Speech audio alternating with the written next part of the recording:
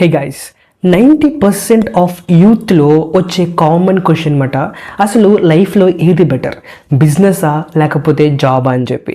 సాధారణంగా జాబ్ చేసేవాడిని అడిగితే బిజినెసే బెటరా బాబు అంటాడు, ఒక బిజినెస్ చేసేవాడిని అడిగితే జాబే బెటర్ అమ్మా అని అంటాడు. కానీ ఈ రెండు కాంట్రరీ స్టేట్మెంట్స్లో నిజానికి మన లైఫ్లో ఏది బెటర్? యూత్ నిజానికి ఒక బిజినెస్ వైపు వెళ్తే వాళ్ళ లైఫ్ బాగుంటుందా, లేకపోతే ఒక జాబ్ వైపు వెళ్తే వాళ్ళ లైఫ్ బాగుంటుందా చూద్దాం. సో గైస్, ఈ క్వశ్చన్ ఆన్సర్ తెలుసుకోవడానికి నేను ఇంచుమించు ఒక 10 జాబ్ చేసే వాళ్ళని, అలాగే ఒక 5 బిజినెస్ చేసే వాళ్ళని వాళ్ళ ఒక రివ్యూస్ తెలుసుకొని చేస్తున్న వీడియో ఇది. ఈ యొక్క వీడియోని చివరిదాకా చూడండి. Hey guys, my name is Karunakar. నాకు 8 years ఆఫ్ ఇండస్ట్రీ ఎక్స్పీరియన్స్ ఉంది. నేను ఆల్రెడీ అకౌంట్ మేనేజర్గా జాబ్ చేస్తున్నాను.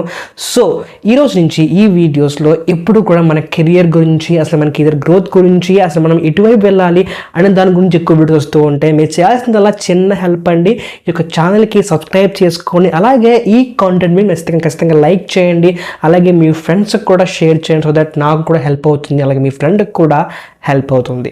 సో గైస్, సాధారణంగా చాలామంది యూత్లో అలాగే చాలామంది ఈ జనరేషన్ వాళ్ళు వస్తున్న కామన్ ఏంటంటే కనుక చాలామంది జాబ్స్లో ఫైర్ చేస్తున్నారు. చాలామంది ఆ జాబ్స్లో స్టెబిలిటీ ఉండట్లేదు. So better to choose business అని చెప్పి. కానీ ఇదే ప్రశ్న మీరు ఒక బిజినెస్ మ్యాన్ అడిగితే కనుక అతను చెప్తారంటే కనుక మార్కెట్ స్టెబిలిటీ లేదు కాబట్టి మార్కెట్లో రావటం కంటే ఏదైనా ఒక మంచి కంపెనీలో జాబ్ చేస్తాం బెటర్ అని చెప్పి అతను అంటాడు.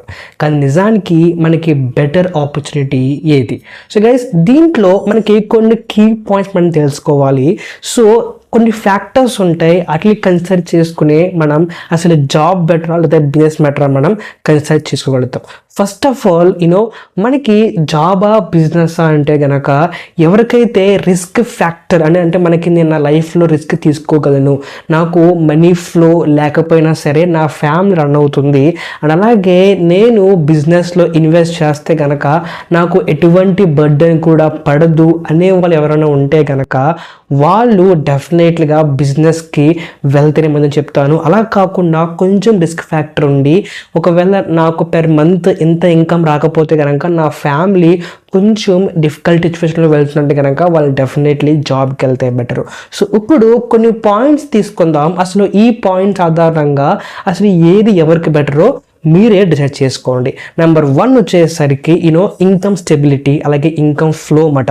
సో గైస్, చాలా మంది ఈ జనరేషన్ వాళ్ళు కానివ్వండి, లేదా పాస్ట్ జనరేషన్ కానివ్వండి, మనం ఎందుకో బిజినెస్ చేస్తాం, మనం ఎందుకో జాబ్ చేస్తామంటే కనుక మనీ ఫ్లో గురించి.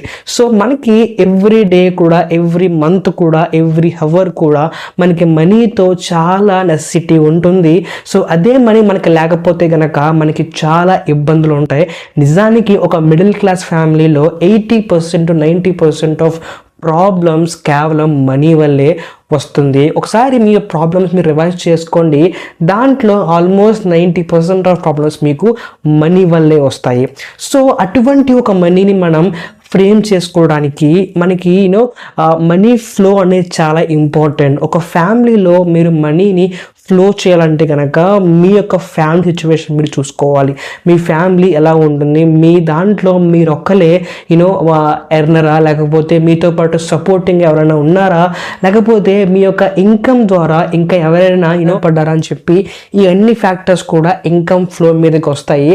సో ఇటువంటి సిచ్యువేషన్లో మీరు ఉంటే కనుక మీ ఫ్యామిలీని మీరు రిస్క్ పెట్టి బిజినెస్లోకి వెళ్ళదని చెప్తాను. ఎందుకంటే దానికి జాబ్ అనే ఒక బెటర్ ఆప్షన్. కానీ మీరు జాబ్లోంచి వచ్చిన ఇన్కమ్ని మీరు స్టెప్ బై స్టెప్ పోగేసుకొని ఒకసారి మీకంటూ ఒక అక్యుములేట్ మనీ అయిపోయిన తర్వాత దాన్ని మీరు బిజినెస్లోకి కన్వర్ట్ చేసుకోవచ్చు. అలాగే అది కూడా మీరు బిజినెస్ కింద మీరు గ్రో చేసుకోవచ్చు.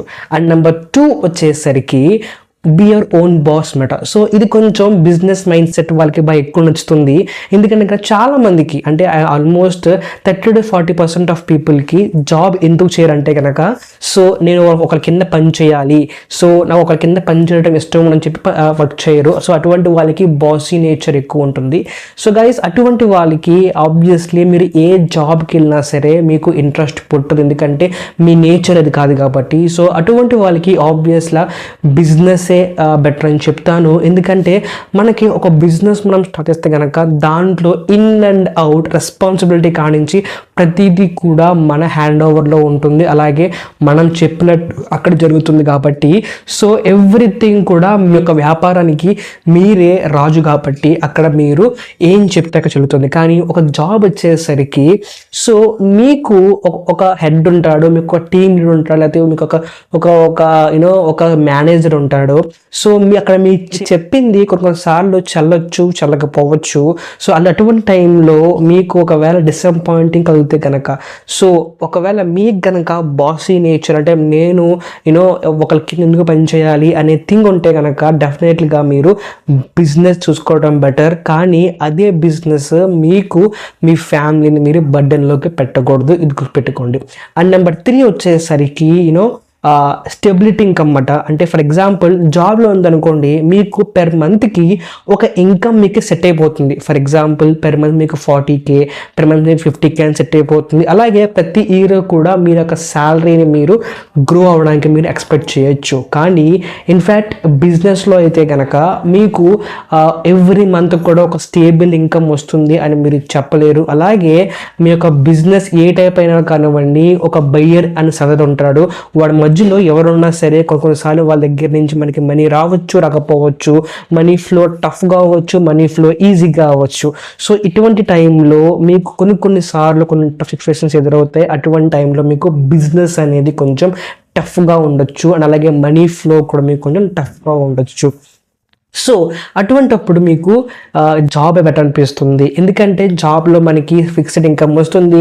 ప్రతి రోజు, ప్రతి ఒక్క డే, ప్రతి మంత్ కూడా 1st తారీఖు కానీ లేదా 7th డేట్ కానీ మీకు శాలరీ పడిపోతుంది. అలాగే ఎవ్రీ ఇయర్ కూడా ఆ శాలరీ మీకు గ్రో అవుతూ ఉంటుంది. వెరాస్ బిజినెస్లో మనకి ఎవ్రీ ఇయర్ కూడా ఆ బిజినెస్ స్టెబిలిటీ అనేది మీకు పెరగచ్చు, తగ్గొచ్చు, ఒకసారి బిజినెస్ షట్ డౌన్ కూడా జరిగిపోవచ్చు. సో ఈ 2 రిస్క్ ఉంటాయి జాబ్ అండ్ బిజినెస్లో. సో మీరే కేర్ఫుల్గా అనలైజ్ చేసుకొని మీరు మీ యొక్క డ్రీమ్ని మీరు చేసి